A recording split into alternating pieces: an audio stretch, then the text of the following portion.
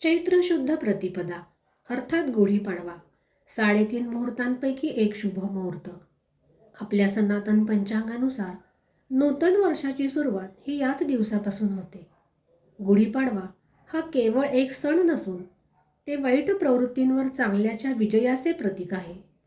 कारण याच दिवशी प्रभू श्रीराम आपला 14 वर्षांचा वनवास संपवून अयोध्येत परतले.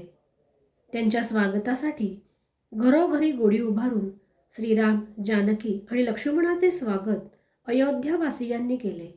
तेव्हापासूनच रामराज्याला आरंभ झाला. म्हणून गुढी उभारणे हे सुख, समृद्धी, संपन्नता आणि मांगल्याचे प्रतीक मानले आहे. आता हा गुढीपाडवा कसा साजरा करतात, गुढी कशी उभारावी, याचे सामान्य नियम काय आहेत, हेही आता आपण थोडक्यात समजून घेणार आहोत. गुढीपाडव्याला सूर्योदयाला अभ्यंग स्नान करण्याची आपल्याकडे परंपरा आहे. या दिवशी सकाळी लवकर उठून स्नान आदींची निवृत्ती झाल्यानंतर नवीन वस्त्रालंकार परिधान करावे. नवीन वस्त्र नसले तरी धुतलेले स्वच्छ कपडे घालावेत. त्यानंतर घरातील देवांची नित्याप्रमाणे पूजा करून त्यानंतर दारामध्ये ही गुढी उभारायची असते. गुढी उभारण्यासाठी वेगळ्या मुहूर्ताची गरज नसते. बरेच जण गुढी उभारण्याचा मुहूर्त विचारत असतात, परंतु गुढीपाडवा हा 3.5 मुहूर्तांपैकी एक शुभ मुहूर्त आहे. त्यामुळे याला वेगळ्या मुहूर्ताची गरज नसते. परंतु असे असले तरी देखील गुढी ही सकाळी लवकरात लवकर उभारावी. उशीर म्हणजे सकाळी 8, 8:30, फार तर 9 पर्यंत तरी ही गुढी उभारावी. फार उशीर करू नये. गुढी उभारण्यासाठी वेळू म्हणजे बांबूची काठी लागते. याला ब्रह्मध्वज असे म्हणतात.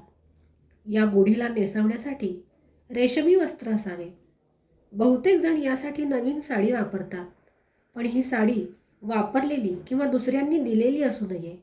नवीन कोरी साडी आपण विकत आणलेली असावी. गुढीच्या वस्त्रासाठी पिवळा, तांबडा, लाल, गुलाबी किंवा हिरवा असे रंग असावेत, कारण हे रंग मांगल्याचे प्रतीक आहे. बांबूला हे वस्त्र दोरीने व्यवस्थित बांधावे. त्याच्याबरोबर कडुलिंबाच्या कोवळ्या पानांचा डहाळा आणि साखरेच्या गाठींची माळ बांधावी आणि त्यासोबत फुलांची माळही त्याला बांधावी. आणि यावर पालथा घालण्यासाठी तांब्याचा, पितळेचा किंवा चांदीचा कलश असावा. तांब्याचा कलश बहुतेकांच्या घरामध्ये असतो. शक्यतो यासाठी स्टीलचा तांब्या असू नये. सर्वप्रथम दारासमोरील अंगण किंवा जागा ही स्वच्छ केलेली असावी. तेथे सडा रांगोळी घातलेली असावी.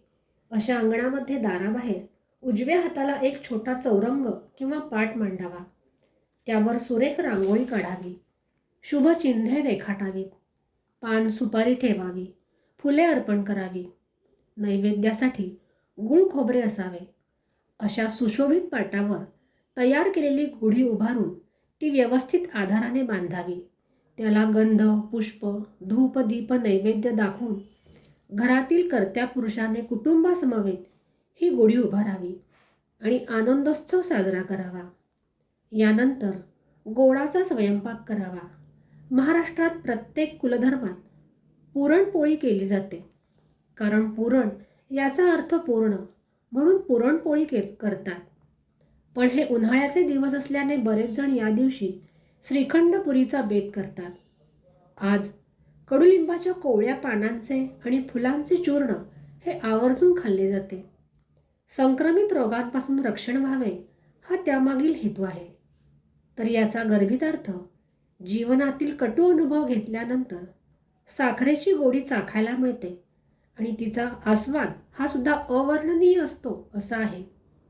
सायंकाळी सूर्यास्तानंतर किंवा सूर्यास्ताच्या वेळी निरांजन ओवाळून ही गुढी खाली उतरवावी आणि याला बांधलेली जी कोवळी पाने आहेत आणि साखरेची माळ आहे ती प्रसाद म्हणून वाटावी. गुढीपाडवा म्हणजे आनंद, हर्षोल्लास, पावित्र्य आणि मांगल्य. वसंत ऋतूचे आगमन यावेळी झालेले असते. झाडांना नवी पालवी फुटलेली असते. आसमंतात नवचैतन्याची उधळण होत असते. अशा प्रफुल्लित वातावरणामध्ये सनातन नववर्षाची सुरुवात होत असते. या दिवसापासून चैत्र नवरात्र सुरू होते. महाराष्ट्रात बऱ्याच ठिकाणी या काळात देवीची आराधना केली जाते, तर उत्तर भारतामध्ये रामाचे नवरात्र साजरे केले जाते. या काळात रामचरितमानस या ग्रंथाचे पठण केले जाते आणि याची सांगता ही रामनवमीला रामजन्मोत्सवाने होत असते.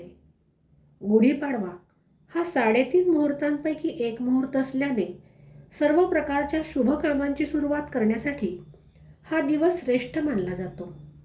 नवीन व्यापार आरंभ, त्याचबरोबर सुवर्ण आदी धातूंची खरेदी ही या दिवशी आवर्जून केली जाते.